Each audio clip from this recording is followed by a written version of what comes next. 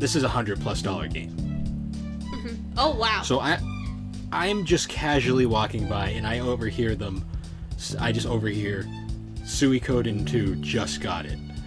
And I literally dead stopped, looked them in the face, and just went, how much? And they were so shocked that the guy kind of stuttered and like didn't know what to do. And he just kind of was like, $60? And I was literally like, wallet out, 60 there, and I was like, sold. Dang! And had it, and was just gone. I was just like, I'm sitting in my head going, I won that one. Yeah. I'm not gonna go back. Wow. And I literally did. I kind of just avoided that booth for the rest of the trip because I was like, eventually they're gonna realize. But they sold it to me for way too cheap. Yeah. But I was like. I mean, at that point though, they can't like take it back. You already paid for it, but. They were just so flustered by how like direct I was because I literally I dead stopped. Just how much? So. And I literally wallet out money right there, like deal.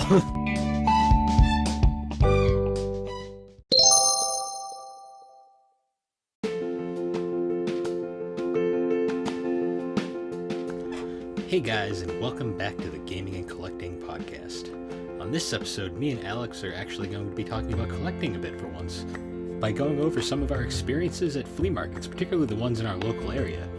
Going over some of the things we've seen, some of the things we've found, and honestly, just some of our odd and cool experiences that we've had over the years going to different flea markets.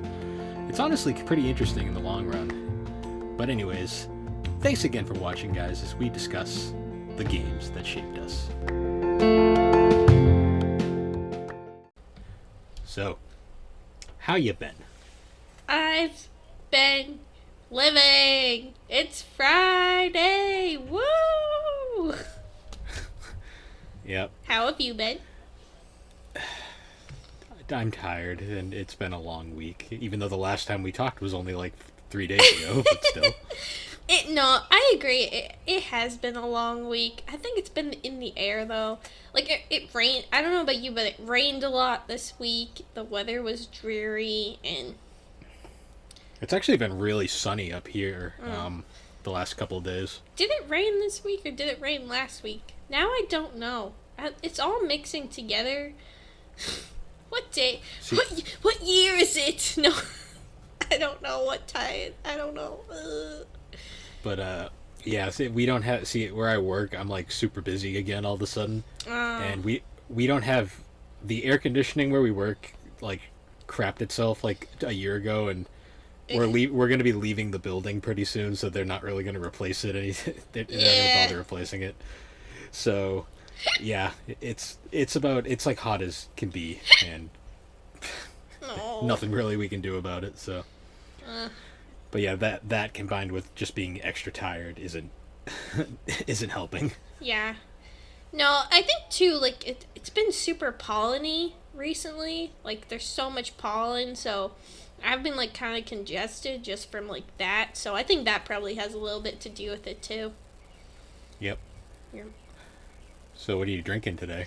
I think I was drinking this last episode, but I am drinking an Ace Perry Craft cider, which is a pear cider, and it's probably my favorite cider brand, Ace. Okay. Today I'm drinking because I went to the liquor store and grabbed something random without looking. Yep. I'm drinking Citizen Cider. Oh, you got a cider. Yeah, I didn't want it, but I am stuck with it now. So. Oh, okay. Well, how does it taste? Yeah, like apples. It's too sweet for me personally, but... Yeah, some ciders are very, very sweet. If you want a cider that's more bittered, you should get the Angry Orchard unfiltered ones. Those ones are more bitter. They're less sweet, I would say. You might like that more. I don't even know. What happened was I grabbed it, and I think when I saw it, I think my brain just thought it said seltzer, not cider. Yeah. Whoops. So then I got home and I looked at it, I was like, oh. Oh no. It's not even the sweetness I don't like. They're just too heavy. Heavy for me personally, so. Yeah. No, ciders aren't for everyone. No, and if I was gonna drink a something heavy, I'd rather have like a stout or like an actual beer. A beer. Something that I really enjoy. A beer. Yep. Yeah, but other than that, the week's been pretty uneventful so far. Yeah. I almost got T-boned in a car accident today, though. Oh, that's not good. Well, No, that's okay because I almost got some lady pulled, like, my work is like, I work in an industrial park, and we each kind of have like our own streets, and each little street kind of has a bunch of buildings. So this lady turned down my street, and she must have gone to the wrong building. So like she had pulled into a parking space. So then I saw her pull in, and I was like, all right, boom, I'm gonna back out. 2 seconds later, she's behind me, and she's like trying to go around me as I'm backing out. I'm like, what? Can you wait for like 2 seconds? Like, she just like shoved herself around. I was like, Jesus, like, are you in that big of a hurry? And she turned down and went across to the other street. It was so weird. It scared the shit out of me though, because I was backing up and suddenly I'm just like, car? What?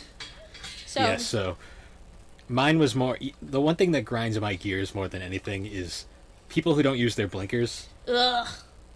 But what annoys me even more than that is people who don't use their blinkers right. So they blinked the wrong way. No. So I was at the Best Buy nearby where we live. Yeah. So I was getting out of that parking lot and I was about to turn onto the main like drive to get out of the plaza that Best Buy is in. So I look over. Like were you turning like to get to like to the main light so you could turn onto like the main road, or was it just getting out? Oh, okay. Well, it was getting out of the parking lot so I could get basically out of the plaza. Oh, okay. I think I know. Yeah. So I'm sitting there waiting, and there's a person coming, and I'm pulling out, and they have their blinker on. So I assume, okay, they're gonna turn into where I am, so I can go. Yep. The second I pull out, nope, they keep going, and I'm like, oh shit. So I had to I basically did a burner out of there, screeched the wheels, and like flew down. I was like, Jesus. Yeah. It's like. That's why like I like. It doesn't matter to me if like it looks like they're slowing down. I wait for them to actually start turning before, because like I see people do that all the time, and you just like people blink so early, and it's just like, no, like you're blinking, so I'm thinking you're turning, but you're not turning. You're turning at the neck. Oh, I hate when people do that. But well, what got me too is they were like coming to a complete stop too, and then they just decided, nah, I'm gonna go to the next one, and it was like, ugh. It was like, okay. So I wasn't really upset that I scared the shit out of them, but whatever. Yeah, I mean, that's so annoying. I hate when people. Yeah. But I just don't. Why can't everyone just blink when they're actually turning and just? Well, I think the license test needs to be revised because my God, can we some people. I feel like we should take out parallel parking and then just do a whole section on turning and blinkers. Yeah. Because I never parallel park. I will park anywhere else. I will walk a mile to avoid parallel parking. I don't care. Like, I refuse to do it, and I never use it. You'll walk a mile to avoid parallel parking, but you'll park in the most inconvenient spot in a parking lot just because you don't want to walk across the parking lot. Well, yeah, that's different, because I know I can back out of it fine, because I'm good at backing out. But parallel parking, nope, can't do it. It scares me, and I'm not even going to try. Nope. I feel like I just shove it in there and make it work. I feel like you should, like, learn parallel parking if you're in, like, an area that, like, you'll need it. Like, in Boston or, like, in New York. Like, something like that. But, like, where I don't need parallel parking. I don't want it. No, thank you. The one time I was in Boston where I actually had to parallel park, I didn't even parallel park. I just shoved it in there and was like, good enough. Nope. I will literally drive around until I can find a spot that I can pull in without any worries. Nope. Well, fun fact is I was actually going to a gaming store at the time, which is somewhat related to our topic today, actually. Oh, spoiler. Not really a spoiler. Well, that's what the topic. So our topic today is we're actually going to be discussing We're actually going to be talking about collecting on the Gaming and Collecting podcast a little. What? What? You know, the thing that's kind of just been a suggestion lately, but no, we're actually going to be talking a little bit about flea market searching and some of our flea market experiences over the years. Yep. So, do you want to start with, I guess, our first flea market experience? Sure. Do you want me to go first, or do you want you to go first? I'll go first just because I'm pretty sure mine happened first. Yes, yours definitely happened first. Because I believe I went with you, so that's my first. You went with me to a later... Yeah, probably. So the first one I went with our mother. Yes. And it was the first time at a flea market. And this was back in, 2000... I want to say 11 or... Maybe it was late 2010. Mm-hmm. But, this was, the first time I ever really went retro game hunting. Because at the time, this was, just after I think it was 2010, because it was after I got my Dreamcast and kind of started my whole collecting, my collecting journey. Mm-hmm. But I did not have the GameCube yet, and I got the GameCube in early 2011. So it must have been late 2000. It must have been the summer of 2010, how I think about it. Sounds about right.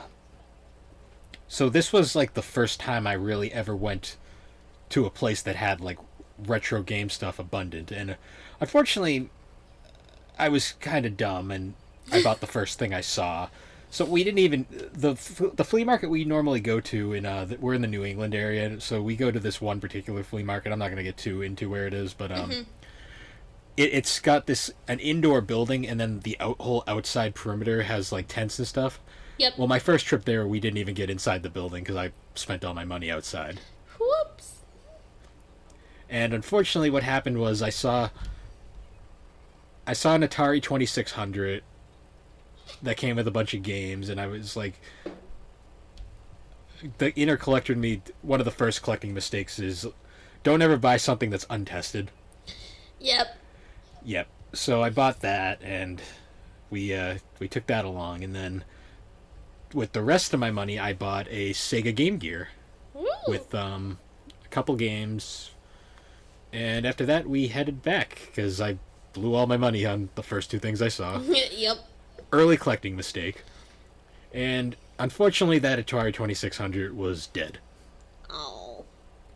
So, womp womp. Womp womp. So, it kind of actually ended up burning me with Atari 2600s for a while because I had the dead one sitting around. I was so bitter and annoyed about it. I didn't... You didn't want another one? No. You were just screw you, Atari! But on the plus side, though, the Game Gear I bought was in immaculate shape and perfectly functioning. What? And I used to take that... I was so, in love with the Game Gear at the time because of how, unique it was, that I actually took it with me on, camping trips that we had during the summer that year and on school bus rides. So I was, everyone's on their phones, and I'm this one jackass with a freaking... a giant block. a giant brick Game Gear playing Sonic the Hedgehog. Yep. I thought I was the shit. You were the shit. No, everyone was like, what the fuck is that thing? No, you were the shit. Everyone was like, yeah, I wish I was playing that. Bitch. And then, I think after that, because you didn't go to the second trip either. No, I think I went on your third trip. Probably. Because the second trip, that was the trip where I went with our dad. Mm-hmm. And that was the trip where I got my hands on my Super Nintendo. Ooh. I bought the Super Nintendo. We actually went inside this time. And inside was a completely different animal because that was where all the big name stuff was at the time. Yeah. And I saw a lot of things that I really wanted, but unfortunately I had a budget of $50 that trip, so... Yep. Basically, all I got that trip was the Super Nintendo and a copy of Star Fox and Sim City. Heck yeah. Because I made a deal with the guy. I gave up. It was originally going to be a system with 2 controllers, but I gave up one of the controllers to get Star Fox with it. Huh. So that worked out. Yeah, that's a pretty good deal. And that's how I got the Super Nintendo. And then we went back because I only had a limited budget. Yep. So then because at this point I was only going to the flea market, like it was a yearly trip. Yeah. So then the next year we went down. This was, I believe, your first year. I think it was you, me, and our mother. And Mom, yeah. Because we still didn't have licenses at the time. Yeah. And so how about we go over what you remember from this trip? So I remember my first trip, it was us, and I believe we went outside first. We kind of lost you immediately. And me and Mom were like, yeah. So fun fact, whenever I go to the flea market, I'm on a mission, and you can't stop me. So no, you can't. So me and Mom had lost you, and we were kind of just wandering around. We were looking at, like, they had shoes, they had shirts, because that's, at the time, I was more into all that, the clothing and stuff. So we were looking at that. I think I ended up buying, like, a pair of, like, knockoff, like, Nikes or something, and I don't think I really wore them that much, because I don't know why. I think they were trendy at the time, and I wanted to be trendy, and then I didn't wear them. I'm sorry, Mom.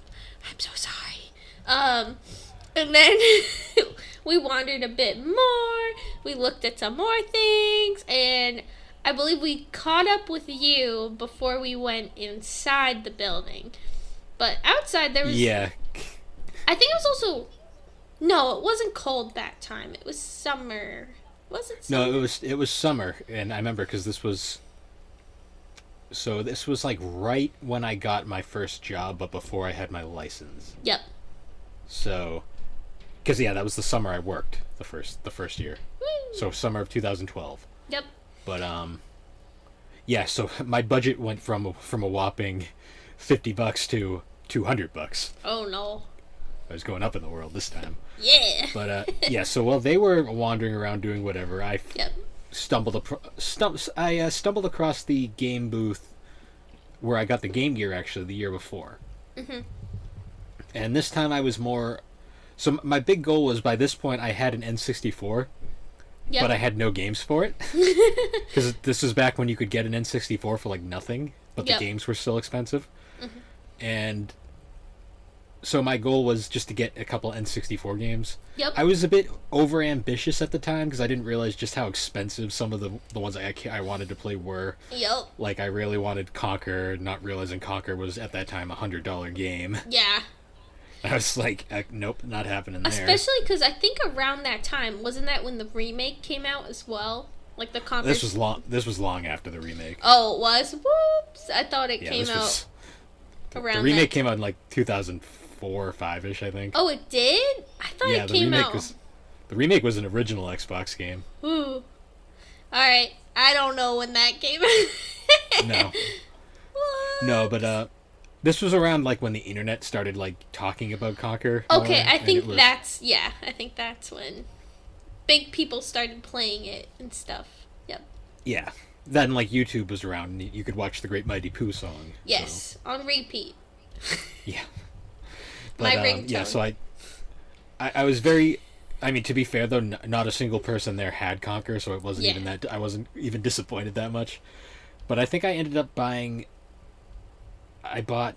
what game did I buy? Did you buy Superman? No, Superman I got at a retro game store like years later. Oh, okay. No, I got... I think... Oh, no, it was Star Fox 64. Oh, okay. Nice.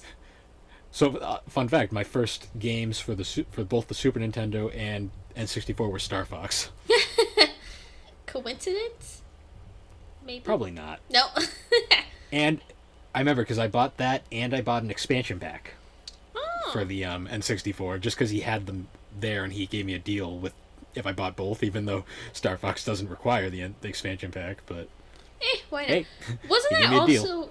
also when you were really into Star Fox? Like at one point, I know you kind of like get into games in sections because I know at one time you were really into Sly Cooper and then Ratchet and Clank. So was this the time you were into Star Fox? A So lot. I was playing the series, yeah, at Okay. that point. Because I had tracked down Assault and Adventures around that point too. Yep. But I remember finding, yeah. So I got Star Fox 64 from him and the expansion pack, and then we went inside, and I believe inside I bought a. By that, because I used probably about $50 at that booth, and then I'm pretty sure. See, it's a bit fuzzy what I actually did buy. I know I also bought Donkey Kong 64 inside, Nice. along with a couple. There was like a whole wall of just PlayStation 2 and GameCube games, so I bought a bunch of those because they were super cheap at the time. Yes. Because this was before the GameCube. Like, this is back when you could still go to a GameStop and find like the bins of GameCube games that no one wanted, Yep. which is like a far cry from what it's like now. Yep. But I got a few things there, and then spent pretty much all my money. I bought a bunch of CDs as well because I was big into collecting CDs at the time, and that was about it for that trip. It was pretty successful. It was like one of the first real like big gaming scores Yeah. I'd gotten in a while. No. But after that, I believe the next trip. So this basically became a yearly tradition that literally went on from 2010 to 2019 because I couldn't go in 2020. Yeah. Hopefully 2021. But so then the next year in 2013, this was my first year where I had a car, so I could go on my own. You were getting ready to go to college at this point. No, you were still in high No. school. What was You- No, I was probably at a dance competition. To be Probably. honest, I was probably at a dance competition But or at dance so this class. was this was my first year full-time job. Had a car, did not have any real responsibilities yet, aside from like car payments and insurance. That was basically all I had to worry about at the time. Yep. So this was like the first year where I was like, okay, Hiccup. I'm Sorry. saving up, and I'm gonna go big this year. So I saved up $500, Yep. which took about probably putting aside like like $20 like a week. Probably took a couple months or so. But yeah. So this was the year I was like, I'm going big. So I went in. I showed up because I like to show up stupidly early to everything. Yes. So I basically showed up like 20 minutes before it actually opened. And then I was like, well, crap, I can't get in. So I'm just awkwardly sitting out in the parking lot by myself, and I'm like, okay, I am maybe here now. maybe this was a bad idea. Maybe but this of is course- where I live now. This is But- my new home. So eventually it gets to opening, and this is where I realized my second mistake. Showing up at exactly, because the flea market's only open on Sundays. Yep. But the other mistake to showing up right as it opens is it's a double-edged sword in a sense, because you're the first person there, so you can get to all the deals, Yep. or get there before anyone else and get the best like what there is to offer. But the problem is, a lot of the people aren't even open yet. Yep. They're Or just you like have- just they- setting up. They haven't shown up, so there's a lot of walking around waiting for booths to open up.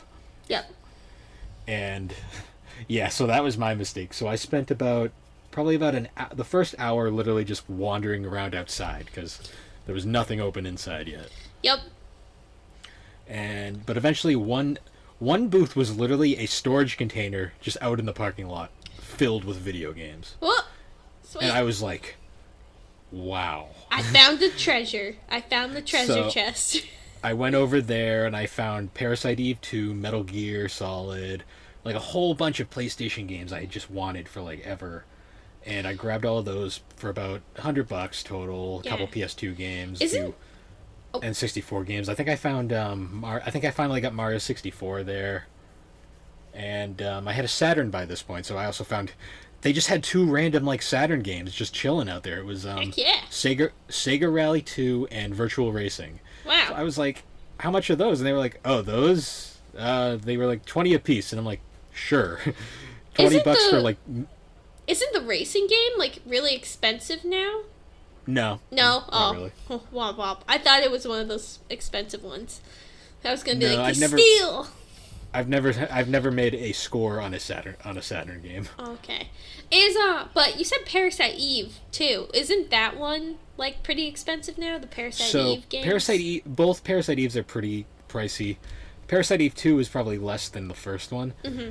And the fun fact is, the first Parasite Eve, I didn't have Parasite Eve 1 yet. Yep. So, but I saw 2 there for really cheap, so I was like, I'll just get 2. I'll get 1 eventually. And ironically, after I was finished up there, I went over to that same booth I've been to every year, the one where I got the Game Gear and then where I got the expansion pack and Star Fox. Yep. I go to that booth next, and he's got Parasite Eve 1. Oh, did you get it? Along with Final Fantasy Origins and Legend of Dragoon. Oh, okay. So that was like 3 heavy hitters for the PlayStation, like for RPGs that I needed. Yep. So I got all of those. Then I go inside. Yep. And this time inside, like, there was a ton of different booths. Yep. And this was still at the time where there wasn't a lot of the collecting wasn't the juggernaut it is now. Mm-hmm. So there was a lot of if you actually knew your stuff, you could get away with a lot of stuff that, like, the people who, like, they wouldn't really be able to fool you into, like, thinking something's worth what it is rather than what it's really worth. And you were able to kind of, like, you could haggle a bit and, like, work prices down and make deals. Basically, you'd spend a lot of time chatting with the vendors and basically kind of sweet talking them, you know. Well, not really so much sweet talking, more just like. Well, not like sweet, but I mean like being pleasant, being nice. Because I feel like if you're nice and kind, like, people are more likely to, like, if you show interest, they're more likely to, you know, start up a conversation and like you and make a deal with you, you know. So, it was like that. The way I kind of liken it is, you show them that you're not a douche. Yeah. But you also show them that you know what you're talking about, and you're not going to be easily fooled. Yeah, I think that's, like, the smartest thing is, like, to do your research. Like, look online, like, go on, like, eBay and see what it's selling for, compare it. Because definitely don't want to buy something that's super upcharged. So, here's the other thing, though. You got to know what stuff's worth. Yeah. But you also got to be realistic. Oh, yeah. No. Because some people, not pointing out anybody in particular, like, that I've ever encountered, but some people have very unrealistic expectations for game collecting. Oh, yeah. And they'll be like... Oh, yeah. No, like, the eBay price that's, like, $1,000 for something that's, well, eBay's its own world. Like, if you're getting your game prices off of eBay, you gotta like sift around, because not everything's worth $500. No. But yeah, so basically it's kind of like you gotta, like, you gotta chat, you gotta kind of do the finer details. Like, you'll learn very quickly if they don't want to show you the disc. Mm-hmm. Why don't they want to show you the disc? Yeah. They don't want to let you look at something. Why don't they want you to look at it? Yeah. I've always had that kind of suspicion. Yeah, and if they don't, walk away. It's not worth it. Yeah, at that point I'm like, nah, I'm good then. Well, especially because it could be super scratched, or it could just be a totally different game. I've had that happen before. Yeah, and that sucks. Yeah. See, what I know, one red flag for me is when you pick up a game they have and it's taped shut. Ah, nope. That I'm not a big fan of, because it's kind of like, why is this tape I get they're trying to prevent theft, but at that point, if it's really that valuable, then you should put it somewhere back and, like, put it behind something. I mean, it's probably some protocols or stuff but a lot of them, I don't know. Yeah. No, I wouldn't trust that either if I saw something, like, taped shut. Be like, sorry, but I'm not gonna buy that, especially if it's like $100. Like, no way, I'm not gonna buy that unless you show me what it looks like. See, most of the decent sellers you'll run into, they have the stuff behind glass, so if you really want to look at it, or behind, like, the desk where they're sitting and they're watching it, like, they're not not paying attention. Yeah. But yes, it's just stuff like that. But yeah, that trip was, I spent a good amount of money, and I pretty much expanded most of my collection. Woo. To a good degree, for the time anyways. Got a bunch of PS2, a bunch of... mostly PS2, GameCube, and PlayStation games, with a few more N64 games thrown in. Like, I think that's also where I got Banjo-Kazooie 1 and 2. Oh, nice. Finally added those to the collection. Oh, I have the hiccups really bad today. I'm so sorry. You have the hiccups in every episode. No, but today they're a lot more consistent. I will have to say. The count's up to like 7 now, so... Oh, boy. We're gonna have to put... If this was a video podcast, we'd have to put a counter in the corner. Maybe someday. Not anytime soon. Well, a video podcast with us would be really boring, because I'm just in the dark, in like the dark, and you're... Well, you'd have to invest in like some light. I need to move to a new place first. Yeah. So maybe if Bill moves to a new place, we'll video these. Why not? Probably not. That YouTube would have to still be around by then. Yeah. Well, Twitch streaming maybe. I don't know. Yeah. Probably. But yeah. Anyways, so after that trip, then the next time I went, it was me and you. Yeah. We drove. And it was cold. Yes. Because this was the first year I went twice. Yes. And So I think I was I back from college? I think I was in college at this point. That time. I'm pretty certain I was. Maybe. Or I was like a senior. Maybe. Or I was older. But No, I think you were actually just getting ready to graduate from high school. okay, I think that's it. Yeah. But yeah, we went right around September. Yes. And it was cold. Well, not like freezing, but it was definitely sweatshirt weather. We were not dressed appropriately. No, I was wearing a flannel. That was. And I think I was also wearing a flannel, and that was it. Yeah. And I was so cold. It's all right. There wasn't, because it was so late in the year. There actually wasn't a lot of outdoor stuff. Nope. So we ended up going inside pretty soon, and inside was fine because it's like climate controlled in there. Yeah. And this one was probably one of our more chill experiences, because I really only brought like $200 again, kind of, because I wasn't really... This was mostly just a brother-sister bonding trip more than anything. We were just hanging out, mostly. Yeah, so we went around, kind of, we saw the stuff. I forget if this was the year I bought the... I think I might have bought the Master System this trip, my broken nice. Master System. Aw. Womp womp. It wasn't broken in the sense that it didn't start. Like, it actually worked for like a while, but then the up and down stopped working. Oh. On the controller. So Yep. I was like, well, this stinks. Aw. Because you'd be amazed how many Master System games you can't play Without an up and down. Yeah. Whoops. But yeah, so that was kind of a bummer, but I've since replaced it with a new one. Well, that's good. Yeah, but there was a couple low-key things that time. I think Yeah. I bought... Mostly, actually, I think this time was mostly CDs. I don't know what I bought. I think I might have bought like a DS game. I think Actually this was the one where we bought... I think this is where I bought Soul Silver. Pokemon Soul Silver. Yeah, I think it was. Yeah. You got Soul Silver, because this is back when you could find like DS Pokemon games for like $20. Oh, yeah. The good old days. Back before they were... The cartridges alone were like $50. Mm. But, And then I think the yes. only other thing I got was like some stupid knickknacks. Yeah. Yep. But anyways, guys, we're going to take a quick break, and we'll be right back. Woo! Yeah.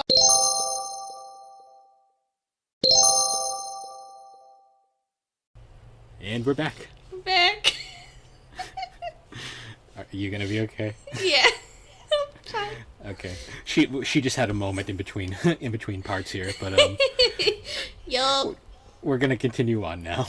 Yes. So the flea market kind of it was a tradition pretty much, as we were saying before, every year, like at least once or twice a year.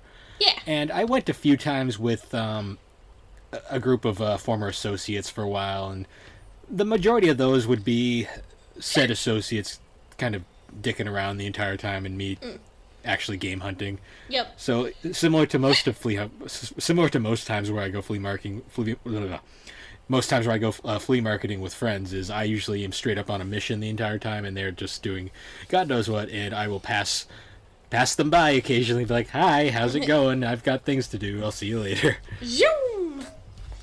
But the only reason, normally I wouldn't bring this one up just because it's not the greatest of memories, but it actually has some pretty interesting ones from back in the day. Because this is where I had one of my first real like scores of like collecting. Where so I was casually kind of walking past like one of the booths, and I just overhear the people behind the counter say, "Hey, I just got in a copy of Suikoden 2." Oh. And immediately, like, now for context, Suikoden 2 is an incredible JRPG for the PlayStation 1 that is incredibly rare and very expensive. Like, this is $100+ game. Oh wow! So I'm just casually walking by, and I just overhear Suikoden 2 just got it. And I literally dead stopped, looked them in the face, and just went, "How much?" And they were so shocked that the guy kind of stuttered and like didn't know what to do. And he just kind of was like, $60. And I literally wallet out 60 there, and I was like, sold.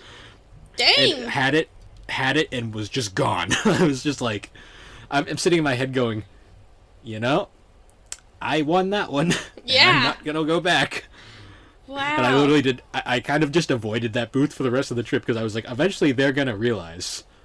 But they sold it to me for way too cheap. Yeah, but I was like. I mean, at that point though, they can't like take it back. Like you already paid for it, but. They were just so flustered by how like direct I was because I literally I dead stopped. Just how much. And then literally wallet out money right there, like, deal. All right, guys, new flea market tactic: completely fluster the owner, shock them, so they give you a cheaper price. Oh my god! That's just one of those things that happens on like the spur of a moment, and it is the stars aligned, and you were meant to get that game for $60 today. Yep, and I still have it, and it's a crown jewel of my collection. But that is a steal. Holy shit. The funny part is I actually, one of the plus sides to me changing my hair all the time is I never look the same multiple times. So I went back. I've been back there multiple times, and I've gone to that booth multiple times, and they don't even realize. Oh my goodness. That's so funny. But back to that day, that was also one of my favorite things about, like, I don't really know if it's really the same thing everywhere or if it's even a common thing anymore.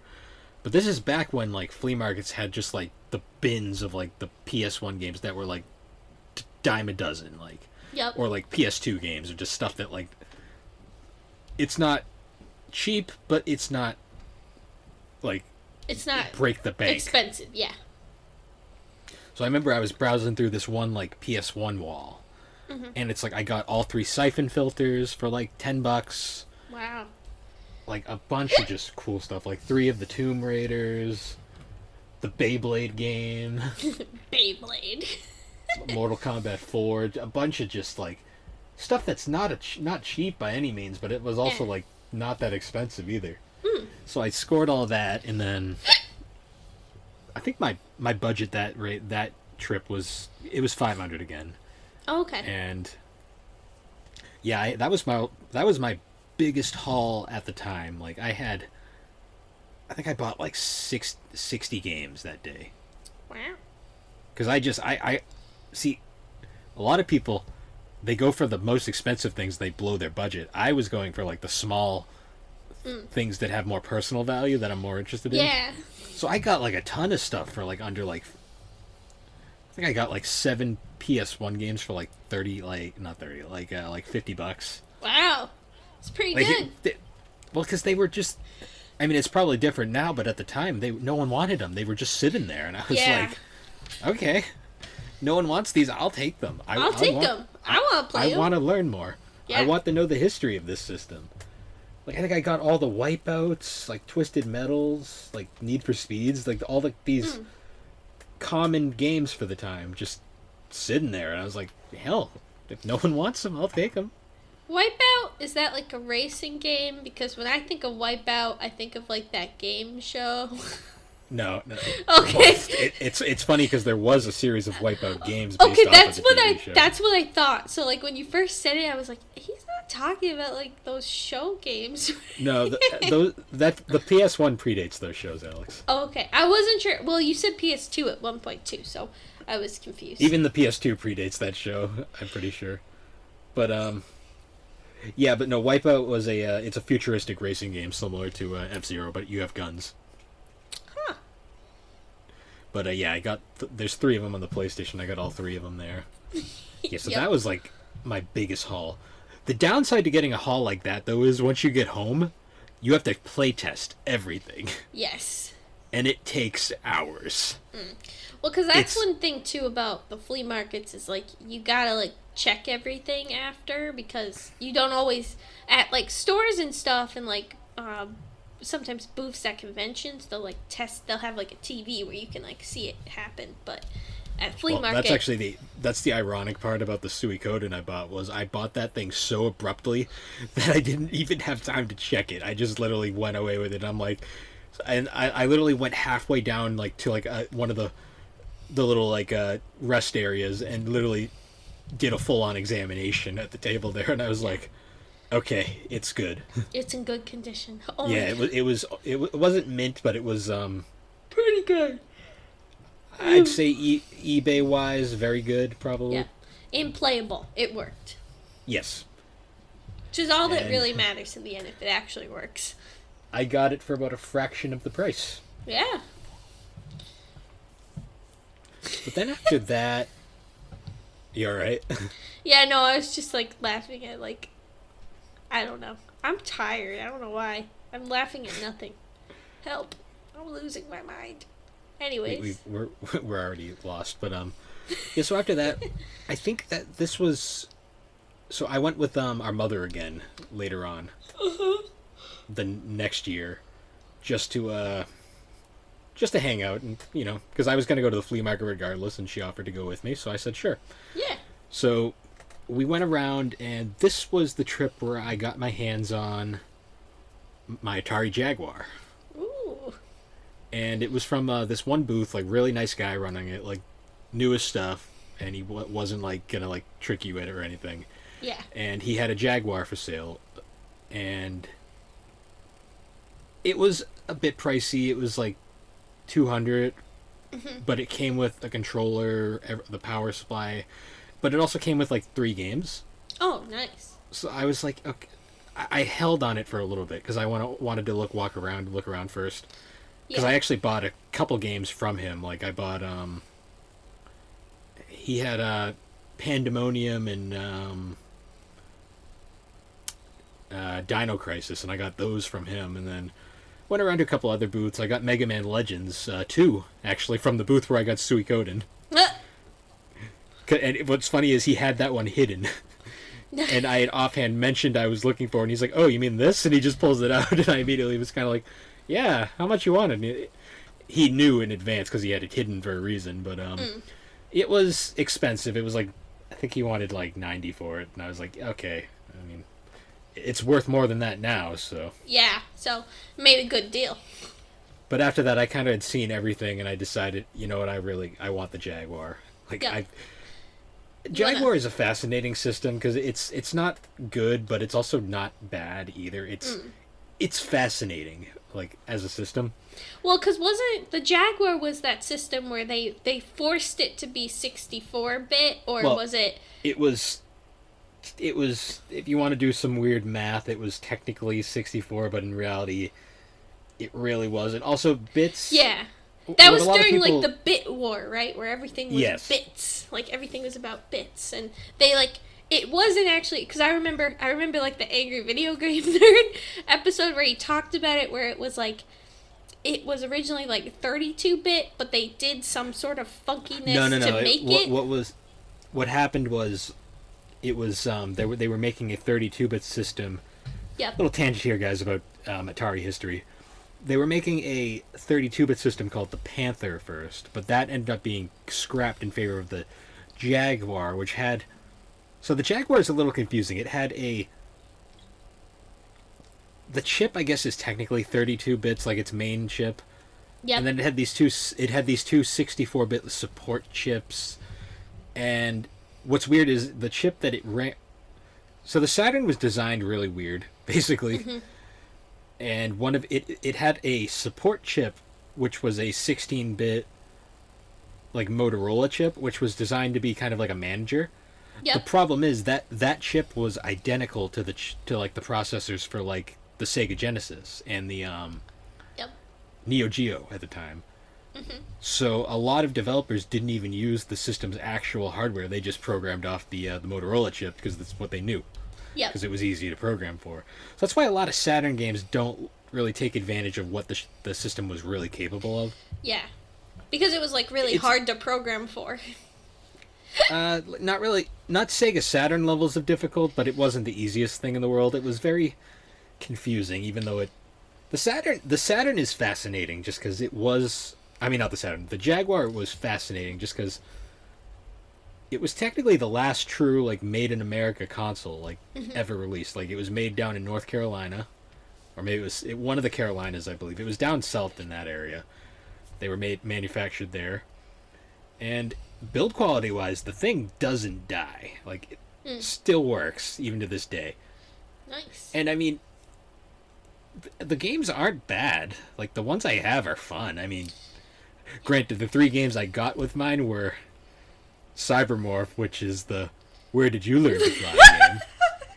I was gonna ask if you had that one.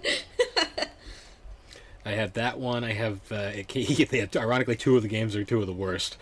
And then Kasumi Ninja, which is that Mortal Kombat clone with the Scottish guy that shoots fireballs out of his, I had that, and then the 3rd game was Alien vs. Predator, which was actually really good. A really solid game. And of course, after I got it and saw that... what was cool about that seller, too, was he actually plugged it in and showed me that it worked. That's nice. And he also... Oh, yeah, I also remember I bought... I said earlier, I bought Dino Crisis and Pandemonium from him.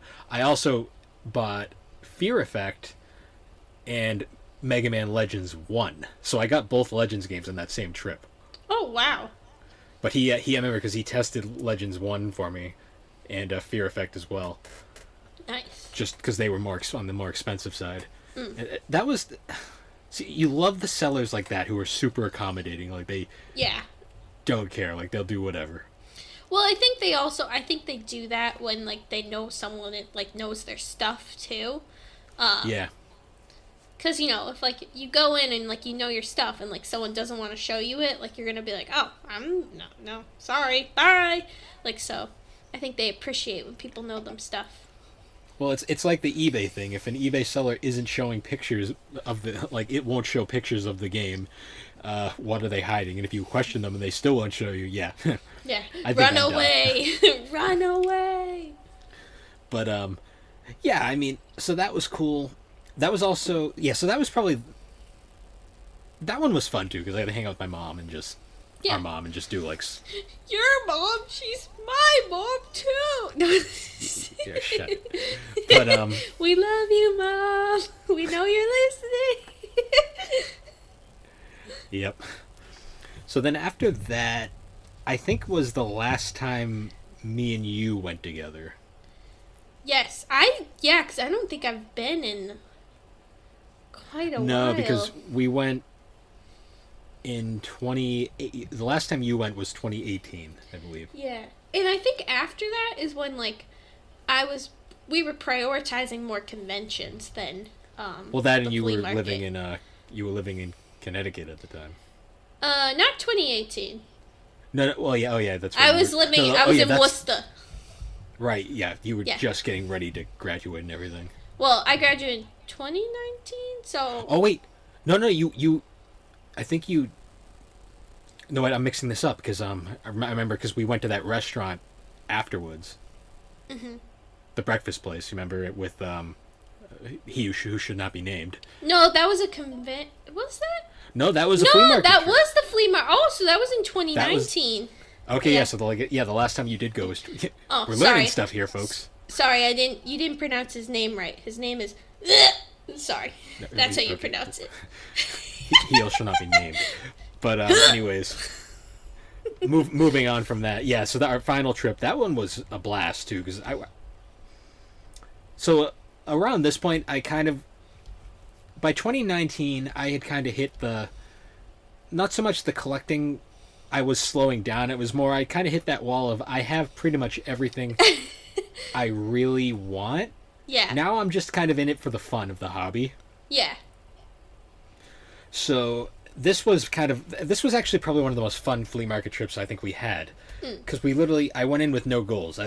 We decided we're just going to see what we find and go for it. Just go on an adventure and see what happens. Yeah. So ironically, the first thing we do is we find this booth that has vintage NASCAR diecasts. Yeah! And I buy 2 of them because... Why not? Not gaming related, guys, but those things aren't cheap. No. These days. And there was just booths selling them for like nothing. Yeah. So I scored 2 that I really wanted, and then I bought you a Dale Earnhardt one that you it's in my living room and it's on my TV stand, right in front of my TV. Yep. So we did that, and then we browsed around outside, looked at some CDs, bought a couple. I bought a couple small games, like I bought. Yes. You guys can't see this, but I'm flailing my hands excitedly because I bought Pokemon stickers. Oh, yeah. Yeah, there was a booth just selling Pokemon stickers, and she was so happy about this. Yeah, because I got a Bulbasaur, and then I got, who else did I get? Oh, I'm brain farting. It's one of my other favorites, but I can't remember the name right now. Crap, he's really big. Snorlax or Abomasnow? Snorlax, yes. I don't know why, I was brain farting so badly. But yeah, I bought Snorlax and I bought a Bulbasaur sticker. I remember that too, because you grabbed my arm and were like, stop! Stickers! We look over here, and I'm like, okay. Hello, and it goes down the wrong. Yeah. But it was alcohol, so it kind of burns. Yeah. Okay, just breathe. I'm trying. Don't inhale your drink. I wasn't trying to. It just kind of happened. I'm okay now. Well, anyways, as I was saying before, one of my favorite. We're leaving that in, by the way. Oh no! But one of my favorite things about the outside portion of the flea market was there was just some of the outside booths are so janky and just half-assed. It's just literally a table with a bunch of shit on it. It's so you're just kind of walking by and you're like, okay. But sometimes where you find the gold, at the shitty booths. That's where you find it. Well, because I'd be walking down, I'd look over and there's just NES games just chilling there, and I'm like, okay, I'll look there. And then it's like, oh, you want $1 a piece? Yeah. Sure. That's also where you find the deals, because when the people don't have the fancy setup booth, is that they don't know what they're selling. Well, no, either that or they just want to get rid of it because it's taking up space. So it's like, okay, and then I bought a bunch of NES games just because why not? Yeah. But, so we did that. We went around. There wasn't a whole lot of gaming outside that year because I think that was 2019. Yeah, things were kind of slower that year for some reason. Mm-hmm. But, so then we went inside, and then what was fun was one of my ongoing collecting goals right now is I'm trying to track down every single NASCAR game because I'm a big we grew up a NASCAR family, so we watched a lot of NASCAR. We'd go to the races. Went to the races. I watch religiously to this day. I'm a racing fan. That's not really a secret, but Yep. So one of my collecting goals is I'm trying to collect every single NASCAR game ever made. Mm-hmm. And it's been going pretty well. I have most of them at this point, but this flea market trip was probably the one where I found some of the biggest heavy hitters. Mm-hmm. I found NASCAR 98 for the Saturn. Oh wow! Mint. And the guy literally was he was like, nobody's been interested in that. It's been sitting here for years. And I'm like, I want it. He's like, will you do $15? I'm like, Yes, I will. Yes, because I need it for my collect. Oh my god, that's so funny. And then he and I bought a few things from him actually because he'd been there forever, and I'd been a recurring buyer. I'm not sure if he remembered me every time, but because I changed my hair a lot. But you remembered him. That's all that matters. Well, I remembered his booth because that's where I bought the Master System, and I bought my most recent the PlayStation I currently use. But so he had that, and I bought a few other things from him there. Like I bought a few more Saturn games because he had a ton of Saturn stuff that just came in. And then I also found he had another NASCAR game, a boxed copy of NASCAR Challenge for the Game Boy Color. Oh wow! And he gave it to me for $5 because he's like, it's only worth something to the people who want it. So it's like, because nobody cared, and he was like $5. I'm like, sure, I'll take it. Yeah, so that was cool. Like I scored 2 obscure games there. I also got that was when the beginning of my quest to collect all the Pokemon games. Yep. And I believe I got Blue, Yellow, and Crystal. Yep. From I remember that. Yeah, he was really nice. Yeah, that was the same guy who gave me I bought the Jaguar from. Yep. He had those. I got those. I got both of the Mystical Ninja Goemon games. Oh, nice. And I also got the NES top loader from him as well. Oh, nice. Oh, yeah, I remember that because I remember us discussing it. You were like, I don't know, and I was like, yeah, you should do it. You should do it. So. Well, because I really wanted one, but they were kind of expensive at the time, and he was offering it for a good price, so I was like, yeah, I'll do it. So I finally got the top loader. Yep. Because I've been wanting one of those forever, just because the front-loading NESs are finicky sometimes, and granted, the video quality on the top loader isn't as good because it's RF only, but I love that top loader. It's so nice. Yeah. But so we did that. I also got a Virtual Boy at the flea market too. Yeah, I remember that's that. Where I got my that's where I got my Virtual Boy. That was a cool. Just the Virtual Boy experience itself was a cool thing. Just being like, this thing is rad, and it's like. That thing is like the definition of the 80s. Like, it's so 80s. The 90s. 90s, 90s. Whoops. Sorry. Nintendo's biggest failure. Oh, yeah. But it's a fascinating failure. It is. It's so... Honestly, I'd want to do a Virtual Boy podcast at some point, but that would be a lot of work. Yeah. Maybe someday. Yeah, we'd have to prepare for that one, because it's a... Prepare our eyes. Well, no. Here's the thing about the Virtual Boy. Off topic here. If you set it right, like you set the sliders right, like actually take the time, it doesn't bug your eyes that much. It's when you don't set it right, that's when you get the eye strain. So you have to finagle it. I set it right every time I use it, like make sure it's lined up perfectly. Oh, okay. And so a lot of it comes down to user error. Well, it's just people are lazy and they don't want to do it, and they just blame the system. Yep. But because they just jump on the whole myth that it hurts your eyes, even though it doesn't. A lot of it could just be like the whole what's it called? What's the term? Sensationalization. No, it's like they use it like a medical term too. Like when what's it called? I'm sure someone listening knows the term I'm talking about, but basically, it's not really, doing it, but you feel like it's doing it. So, it's like when you take... Placebo, yeah, a placebo effect. That was what I was trying to say. The thing is, you have to get it set just right, or else it doesn't work, and then you get the eye strain problem. And it doesn't hurt your eyes. It's mostly just a straining thing that really causes the problem. But, I mean, getting aside from that, though... 2019, unfortunately, though, that was really the last year we got to go flea marketing, unfortunately. Yeah, no. But things are looking up. They're technically open right now, but I'm going to wait until things semi-back to normal. Yeah. So, for now, and I don't really have the money to spend anyway, so... Yeah, so it actually kind of works out. Gives you a break from spending.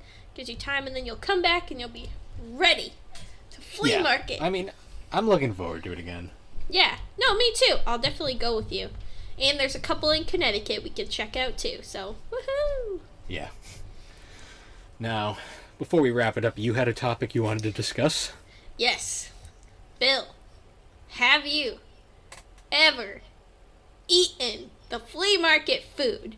And I'm just saying it for the flea market we usually go to, because I've heard like some outdoor ones have like those regular booths of like fun carnival stuff, but the flea market we go to, it has this cafeteria, and every time I've walked past it, it just doesn't look right. It doesn't look like food. So there's two things. There's a couple just kind of counter on the inside building part. There's also an outside like food like kind of like stand where you can get like hot dogs. Yeah. They look like your general like hot dog stand. It's like whatever.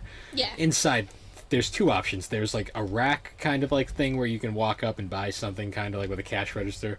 Mm-hmm. And it looks like generic carnival food. Then there's a diner. Yes.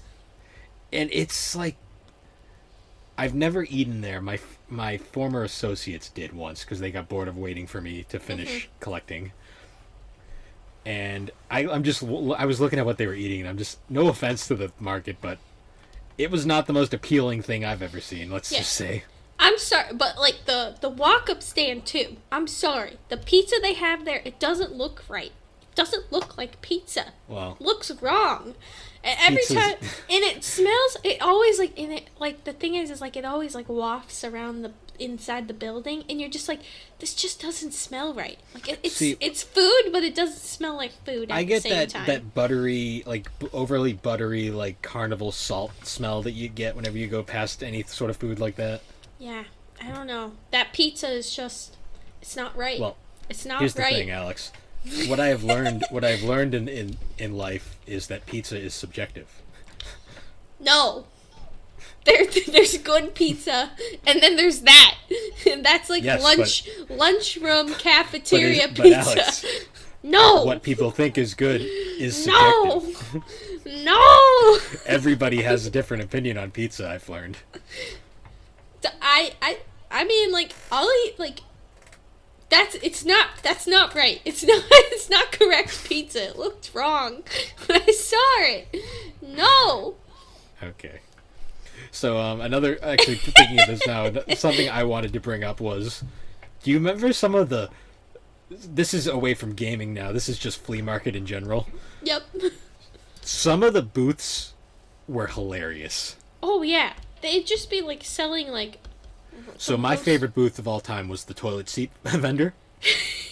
This guy was there for, like, 5 years. He was gone by, like, the last year we went, unfortunately. But it was literally just nothing but toilet seats. Just toilet seats. Yep. I was like, this guy has his market. Yeah. Toilet seats. And it's your butts. There was also a vacuum booth, just like nothing but vacuums. And a lot of these booths never had anyone there. And it was like, you always wondered how they stayed in business for so long. Yeah. I remember that. I remember, like, my favorite booths were the ones that were literally just the fire hazards. Yeah. They were just filled to the brim. They were just like crap, just piled up. Yep. There was also the that one weeb booth. Weeb. And I want to go back now, because now I've just evolved into a full-fledged weeb. Like, I'm so in love with One Piece. I've been tempted to buy like actual One Piece figures, not just like pop figures, because I just really love that show. I love it so much. See, my whole thing is like one of the main reasons I want to go back to like a flea market or like even Anime Boston, if that ever comes back, is I want to look at the manga, because the cheap manga that they would sell. Yeah. Because I really want to read the Inuyasha manga. Yeah, no, I bet you could find that. No, I really want conventions back, and I really want to go back to that. I want to just like buy a bunch of stuff. We're getting closer, so things are looking on the up. Yes. Honestly, this was pretty nostalgic overall. Like, just kind of looking back, like... Yeah! Well, it makes me really want to go to, like, a flea market again, and I'll also spend some time with my bro. Then it's just fun to, like, talk collecting, although I'm pretty sure next time I go to a flea market, it's going to be a very different experience with just how the market's changed. Oh, yeah. Recently, but... It was kind of fun on the Gaming and Collecting podcast, actually talking about collecting for once. Because for for the longest time, it felt like... We were the Gaming and Collecting podcast where we sometimes talked about gaming. Most of the time we just talk about anime and we never talk about collecting. Yeah, it's okay. It's all fun. It's all fun. We only talked about anime like 2 episodes, and that was the convention. But the convention we also talked about gaming and collecting. Yeah, but we also just break off into like anime tangents like every episode. So we're weebs. It's okay. Yes, we are. Yeah. Yes, we are. we just accept it at this point. But then again, it's acceptable to be a nerd now, just because everybody really is these days. Yeah, no. It's acceptable. Accept me for who I am, and I am a weeb. A big old weeb. Right. Alright. Well, anyways, guys, thank you for watching the Gaming and Collecting podcast. You can find the podcast on Apple Podcast and Spotify. We are a podcast made by Anchor Podcasts. And anyways, guys, until next time, we'll see you later. Bye! Oh, shit.